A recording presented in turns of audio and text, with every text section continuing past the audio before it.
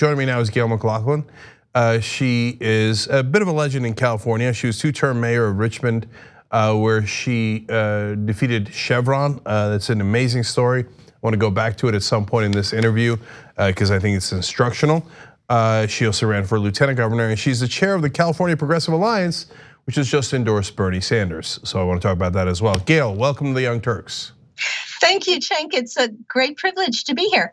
Gail, great to talk to you again. Let's start with the group that's endorsed Bernie, California Progressive Alliance. First of all, what is it? Well, the California Progressive Alliance is a volunteer network of progressives up and down the state of California. And we're unique as an organization in that we operate outside of any party structure.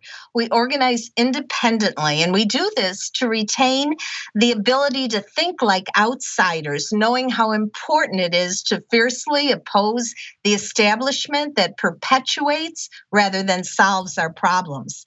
And we're also unique in that we endorse corporate-free candidates only.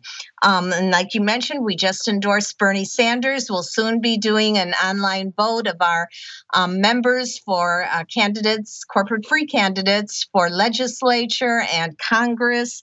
We also promote local progressive alliances. We know that people get involved in their cities and regions.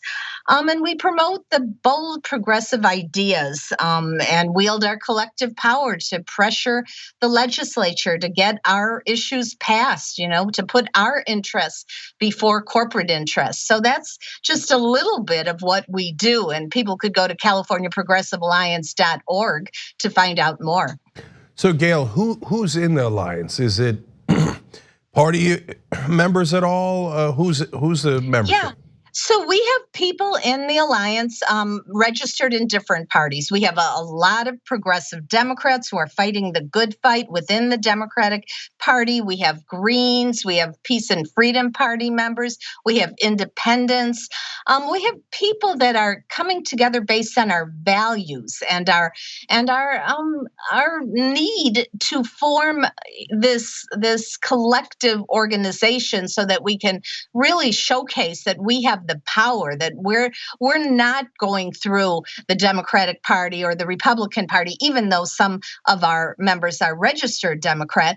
We're standing in opposition to the establishment. And we know Bernie is standing in opposition to the establishment. And so we're standing as an independent movement to say it's time for change based on the interests and the principles and the values of ordinary working people.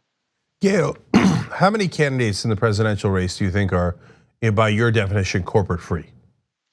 Well, that's tough because so many of them want to say they don't take corporate money. Others will say, oh, they will take, if they get past the primary, they'll take corporate money in the general election. We know Bernie is unique in that he has stood again and again against this corporate control of our democracy and against Wall Street's trying to, really dominate and does dominate the lives of ordinary people. So, I think our members rightly figured it out and have been working for a long time in the Bernie movement since 2016.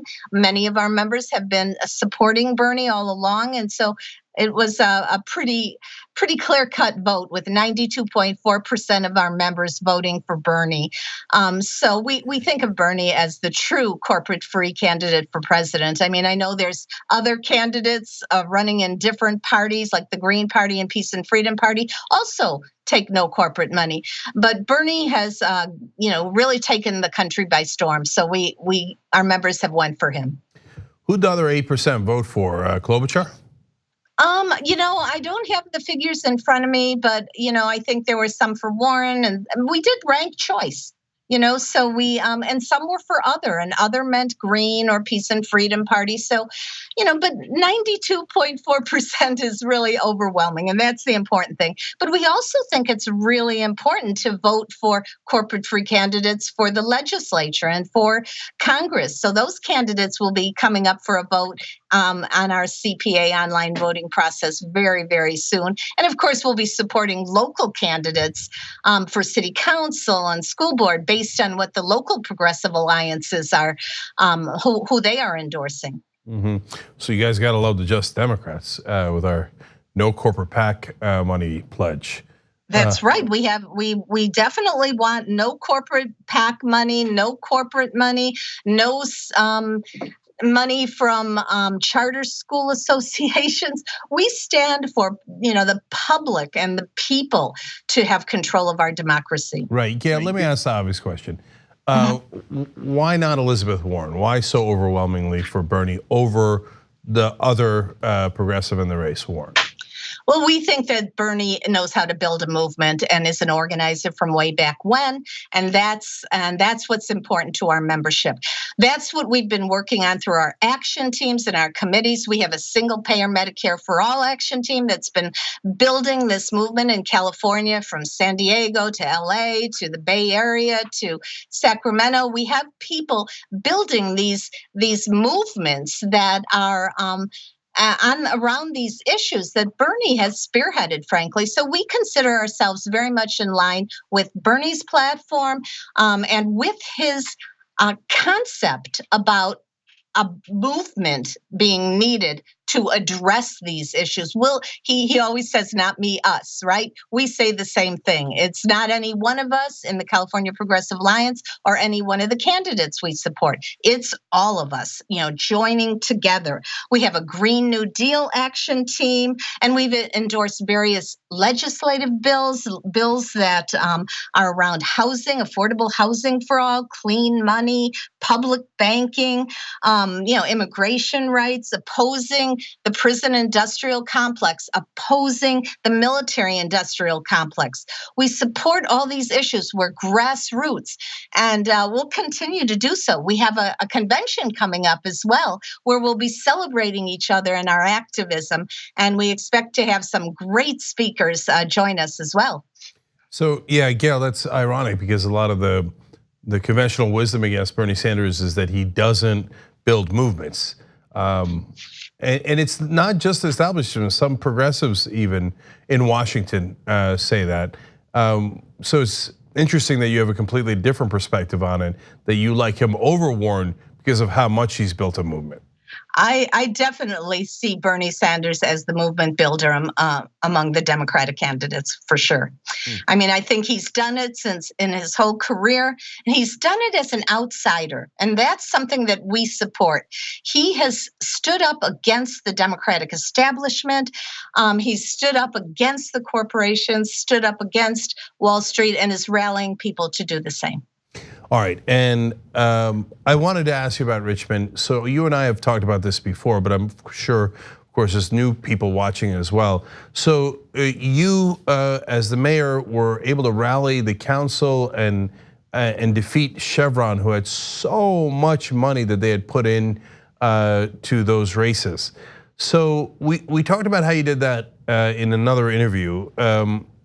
Great if you could remind people a little bit of that. But the follow-up question that I wanted to ask is, as I saw that wonderful work you did, I was a little discouraged to see that we haven't been able to replicate it elsewhere at scale.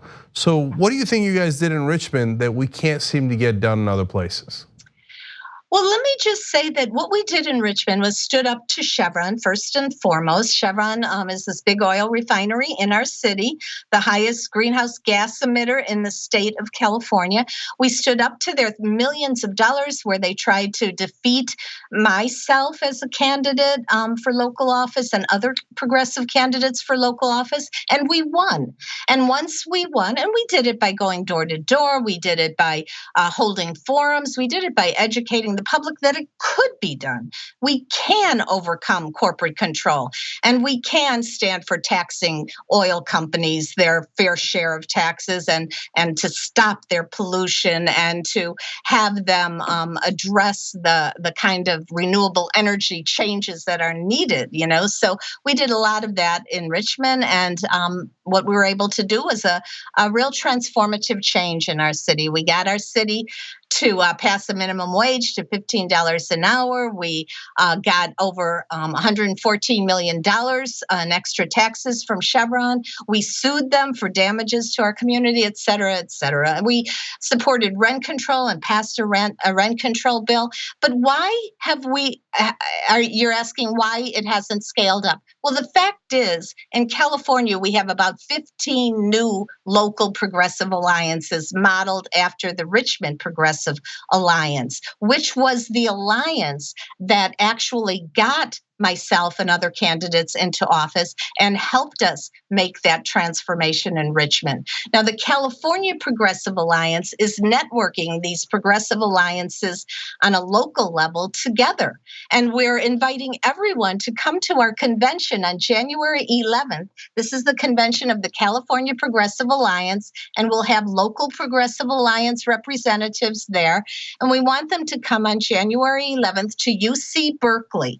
If you could sign up to register for the convention, youth under 25 are free. You could sign up at CaliforniaProgressiveAlliance.org. Just click on the yellow flyer and you can register for the convention. We invite everyone to come to join us, and we'll have Lee Camp performing at the convention. We've invited Ralph Nader. We've invited Bernie Sanders, or a surrogate from his campaign. We've invited Angela Davis. We've invited Reverend Barber from the Poor People's Campaign. We hope they will join us. They haven't been confirmed yet. Lee Camp is confirmed. And we'll have all these representatives from our allies and from the local progressive alliances, and we'll re-energize and reactivate ourselves so for the coming year ahead, so that we can be strong for 2020 and beyond.